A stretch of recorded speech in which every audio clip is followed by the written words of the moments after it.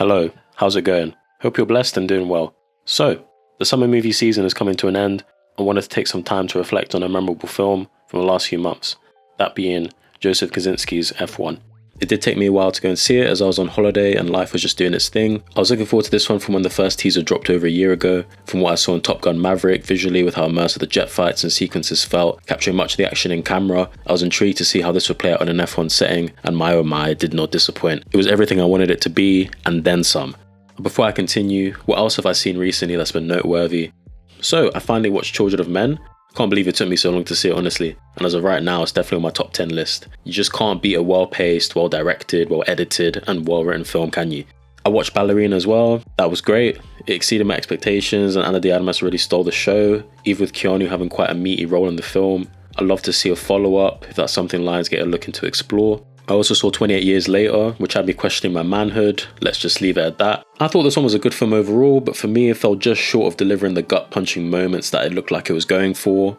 I also saw Superman, and I think that film was perfectly cast. Everyone delivered, and the film was a fun ride. Much like 28 Years Later, I think it falls just short at times of being a truly great film, because tonally and pacing-wise it's a bit inconsistent. However, I think it's a movie that will grow on me with multiple rewatches. Did I see anything else of note that I'm forgetting?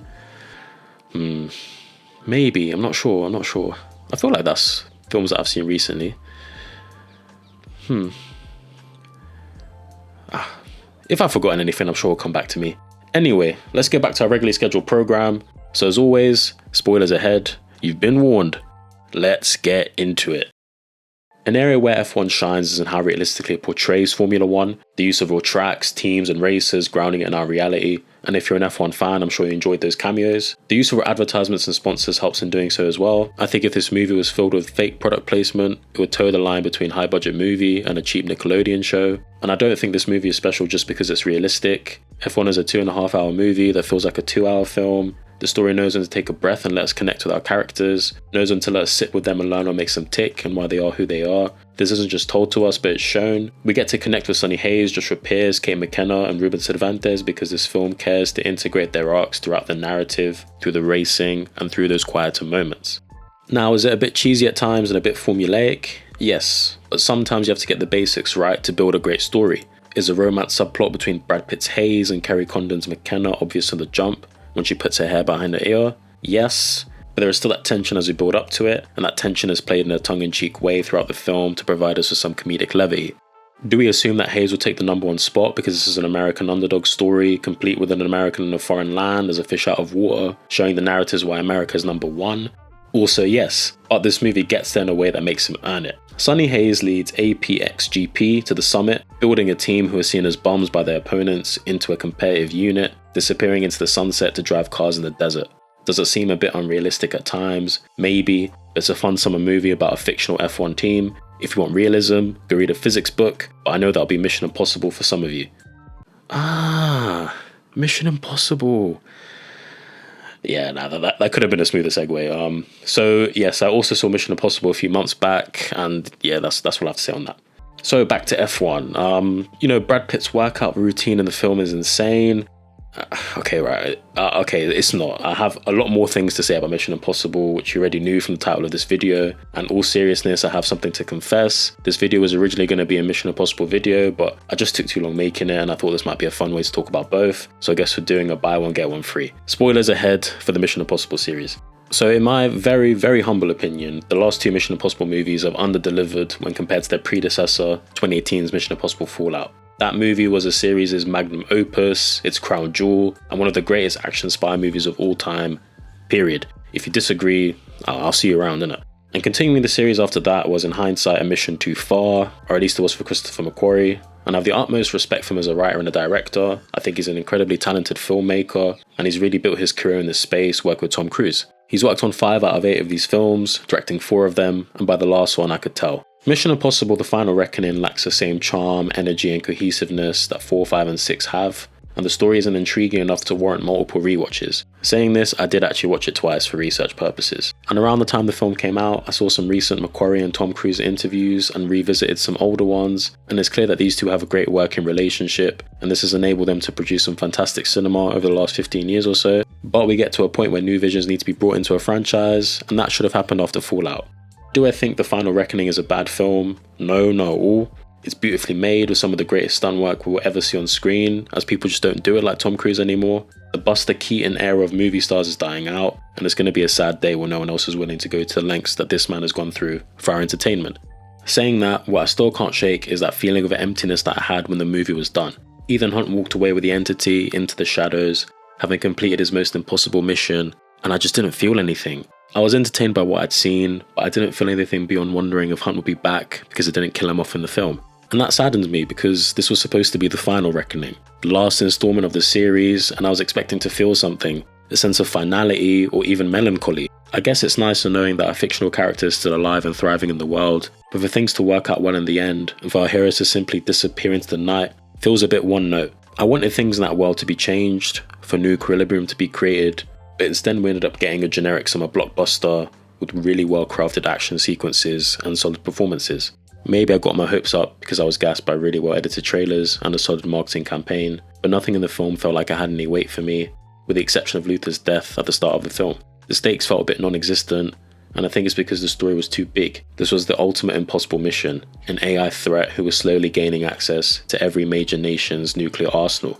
And while we're reminded of the threat and how difficult it would be to stop it, I never really expected the characters to lose because it's Mission Impossible and it's a Tom Cruise movie. This movie needed a major death in the third act, and it should have been Ethan Hunt. Hunt dying stopping the entity would have made for a more interesting story, with the one man who everyone counted on to stop it succeeding, but falling in battle. It would have added some finality to the series, and with the ending that we got, while more pleasant, leaving the door open for future stories, I feel a bit cheated. However, I know my hypocrisies, and if I loved The Final Reckoning, I would have been gassed for seeing Hunt disappear into the shadows. Unfortunately, that's just not how I feel.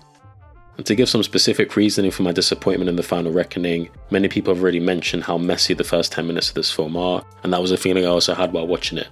I couldn't fully tell why I felt overwhelmed during the opening, but upon reflection, having us jump from location to location, prefaced by a recap of the series up to this point, and a comedic end to a fight scene that focuses on Hayley Atwell's expressions as we hear bodies being sliced and diced might have been it. To top it off, we get Ethan talking to the entity through a mask in a futuristic looking tomb, which while impactful in that moment, seems like quite a lazy way of setting up the stakes, as it tells Ethan what he needs to do so that we can understand what's happening throughout the movie. Or at least that's what it felt like to me. Mission Impossible films have always used this trope of us learning what the outcome of the mission needs to be, but The Final Reckoning reveals multiple possibilities of outcomes and ultimately proclaims that Ethan must let go of a situational control to be in control. That concept could have worked, but by the end of the film he's just back to doing what he wants and winning that way, so he doesn't change much as a character.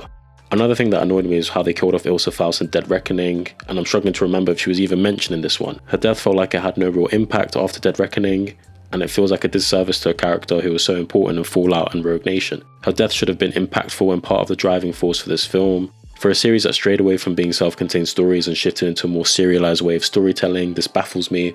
If Ilsa was always going to die, then its impact should have had more weight. It should have mattered. And I didn't get that sense that it did for The Final Reckoning. Other people have already covered this in much better detail than me, but McQuarrie and Cruise developing action sequences before the story is ready is another big part of why these last two Mission Impossible movies fell short for me. We missed out on greater character arcs and stories in the service of Tom Cruise hanging off a biplane, and while the latter is cool, it's not going to make me want to watch the movie on a random Sunday afternoon. I'll just watch the scene and then put on Fallout. The dynamic duo missed a step with these last two, and as someone who fell in love with the series from Ghost Protocol when McQuarrie first got involved with it, it does pain me to say. The Final Reckoning also doesn't have the team dynamic that I think was a strength of earlier films, and to add to it, the team is so big and they're not really that interesting. There's no intrigue, just face value characters, which means there's no real questions to ask about them, and no revelations. There are no mysteries like who are you really, Brant, or twists like finding out Jim Phelps is actually the bad guy. The team is there to do the tasks that Ethan can't do because he's off doing mega stunts, and without an engaging story for our supporting characters, their roles and contributions just feel really surface level. Grace is the only one of them that the film focuses on more intently, but what she's given is the most interesting. The mission in the safe house was okay on first watch, but upon my second it just felt predictable, and the fight that occurs towards the end of that sequence isn't anywhere near as exciting as ones in previous films, including Dead Reckoning. Ethan's team in this film are essentially told by him what has to happen in order for them to win. Ethan goes off on his own journey, Benji and Co go off on theirs, and they all reunite at the end. I will say I did enjoy how they worked together at the end, defusing bombs and helping Benji after he was shot. I thought that was all great because there was tension, there was unpredictability, they were working together as a unit, and we didn't really get much of that in this film. However, it did hit similar beats to Fallout's finale, so I can't give it too many points. Am I being unfair? Maybe a little bit. Luther's contribution and voice message to Ethan were both some of the stronger aspects of the film. I only wish that Luther's illness was set up in the last film so it didn't seemingly come out of nowhere. The film does a great job of tying up loose ends from previous films, with the most notable being the entity, which was of course the rabbit's foot in MI3. Everyone does a great job in the film with what they are given to work with, and I particularly like the dialogue scenes of the submarine and that whole crew, especially Captain Bloodsoot. I'll always be grateful that we got 8 of these films over 30 years, and kudos to Mr. Cruise for his commitment to going further in each story. I'm not sure if we'll ever get a series like this again, and my feelings on these last 2 films could end up changing over time because of that. So, why am I so pressed about this final Mission Impossible film? I think it was because the immediate thought I had after leaving F1 was I ended up comparing these 2 films, and how I wish someone like Joseph Kosinski was brought in to make this film. Watching Kosinski's F1 was everything I wanted Mission Impossible to be, and both films had incredible stunt work, didn't take themselves too seriously, but where one succeeded, another fell flat. The Final Reckoning felt bloated, sluggish, which could be down to its almost 3-hour runtime, but after seeing Top Gun Maverick and F1, I just can't shake the feeling that a director like Kosinski would have brought a take to this world that would have been exciting and unique. I remember walking out of F1 hyped up and feeling like I could take on the world. I walked out of Mission Impossible The Final Reckoning like, okay, I can go rest now. You know, I don't want to hate on the movie, but I just can't shake the feeling that F1 understood the brief and executed it exceptionally. Mission Impossible for me failed the brief that it set for itself by not meeting its own standards. Mission Impossible and F1 are both movies that had huge bags of potential. The former was the grand finale 30 years in the making, star of one of Hollywood's greatest stars. The latter was a racing movie from the director of a billion-dollar hit, and also starring one of Hollywood's greatest stars.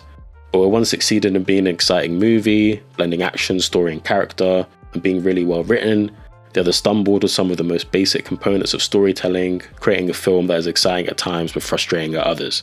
The Final Reckoning could have been great, and it should have been, but F1 shone through like a diamond in the rough, reinvigorating my faith in a good old summer blockbuster. So, that's all for today, guys. Have you seen F1 or Mission Impossible, or any of the other films that I mentioned in this video?